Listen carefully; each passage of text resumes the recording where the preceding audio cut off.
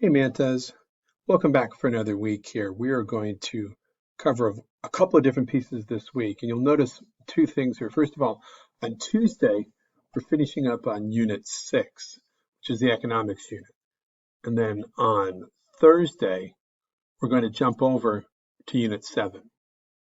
So that being said, it's going to be kind of a transition here. So we go from economics, the economics unit, and on Thursday, we're going to jump right into social structure. So there's kind of a gap there, but we'll talk about that with another video when we introduce Thursday.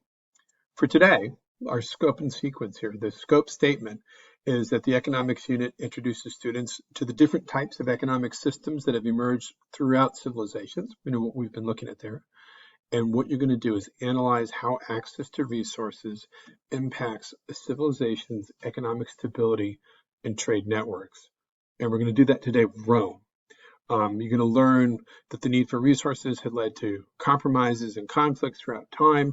You're also going to look at how students determine how trade networks affect the quality of life for people within a society. And obviously, quality of life issues and questions like that vary greatly depending on when we're looking at it, right? If it's ancient Roman times or if it's today. And certainly what we're doing today, quality of life is certainly different as people are staying at home. How do economic choices impact the quality of life in civilizations? That's your essential question. What you're going to do is read an article and just answer some questions. It is good reading. It is a little bit complex. So I'm going to give you a little example of that and show you how to attack it and how to approach it. Your exit ticket is to fully answer the exit ticket question. And I would encourage you to use the APE technique, but you're going to answer this question. How do economic choices impact the quality of life in civilizations? So let me show you what we're talking about here in this article. I'm going to pull it over in our frame so you can see it. Okay, so the ancient Roman economy. Also, I'd encourage you to type your answers in a different color so it reads a little bit better.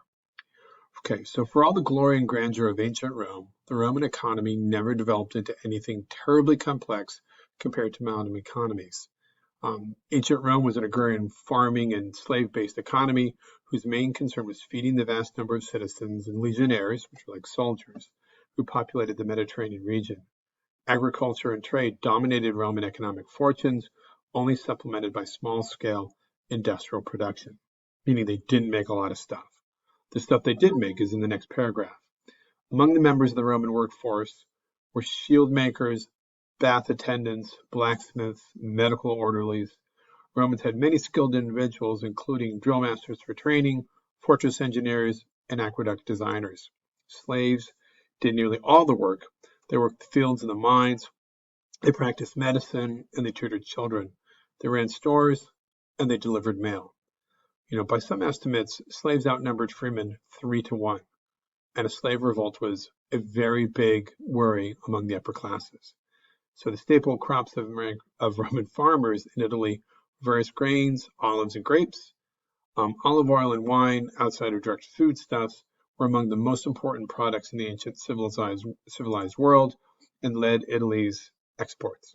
Romans did use a limited form of tier 2 crop rotation, but crop production was largely low output and required a vast number of slaves to operate at any volume. So what that means is they imported things that they liked, like silk, but they didn't make a lot of things. And the food that they did grow, they were not really good at growing food.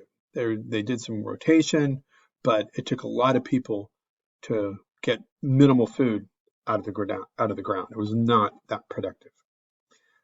So you're going to go through this, answer these questions like what was Roman economy based on? Hint, agrarian. What social classes seem to have been a large part of the Roman Empire's economy?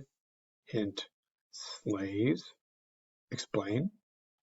And you can hear in this part it says farmers could donate surplus crops to the government in lieu of monetary tax. And this system allowed both Republican and imperial rulers to gain popularity with the masses through the free grain distribution, and also helped to feed the legions at no direct monetary cost. Now, Republican is not the party in this case; it's the part of the Roman society. Unfortunately, it also left farmers with little incentive to increase productivity or output, since more crop translated to more taxes and more free grain distribution. Citizens grew dependent on these grain doles and the large volume of trade that ensued. The need to secure grain providing territory was one important of many factors that would lead to the expansion of conquest of the Roman Empire. So why didn't farmers have much reason to increase their grain production?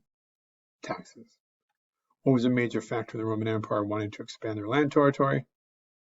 More land to grow stuff, right? All right. So same pattern here with while the production and transportation of foods dominated the trading industry, there was also a vast exchange of other goods from all parts of Europe, Asia, and Africa, I mentioned there. The prosperity of the empire and many of its citizens generated a need for luxurious and exotic imports like silk from China and the Far East, cotton and spices from India, ivory and wild animals from Africa, and vast amounts of mined metals from Spain and Britain. Fossilized amber gems from Germany and slaves from all over the world discovered that all roads did indeed lead to Rome. So within this one paragraph, you got to pull out the answers there. I'll give you a couple more hints here. The importance of industry and manufacturing was comparatively light to that of agriculture. Growth and influence of the empire cannot be underestimated, however. The largest industry in ancient Rome was mining, which provided the stones for the enormous building projects and metals for tools and weapons that conquered the Western world. Greece and northern Italy provided marble for the buildings that awed the ancients and modern people alike. Large quantities of gold and silver were mined in Spain to mint coins and create jewelry, while mines in Britain produced iron, lead, and tin for weapons. Cities and towns throughout the empire established small-scale manufacturing plants, which turned out handmade pottery, glassware, weapons, tools, jewelry, and textiles. Here are your questions for that. All right, so I'm going to leave you there. This is the pattern. Read it carefully. I think you've got this.